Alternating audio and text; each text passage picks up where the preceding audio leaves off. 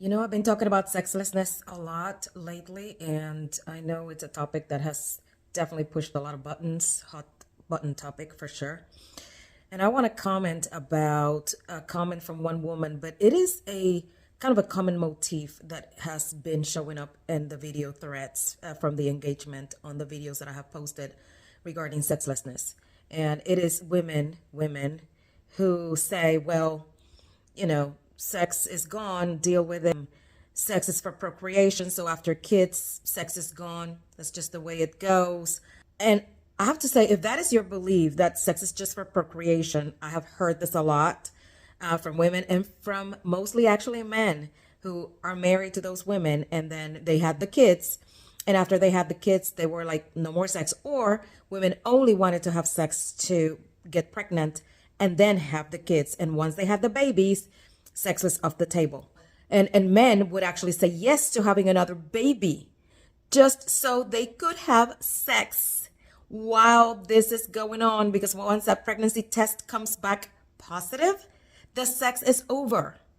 And this is absolutely bonkers. If you believe that sex is only for procreation, if that's what you believe in, I have nothing to say. That's your belief, and you have the right to your beliefs. You're entitled to your beliefs. But if you married somebody who doesn't believe that way, and then you're only doing the sex to get pregnant, to have the baby, and then the sex stops, and your belief is, well, we already had the babies, maybe we already had all the babies that I wanted to have, therefore sex is over, and that should be the new norm, and that is the state of affairs, and it's not going to change because that is my belief. That is unethical. That is cruel. That is wrong. And so if that is your belief, you have to make sure that you communicate this before you commit, because that other person has to commit to this. Now you have made an unilateral agreement and you have changed the parameters of the expectations of that relationship. That man married expecting to be faithful, to be loyal, to be monogamous, exclusive, and to have sex with his wife.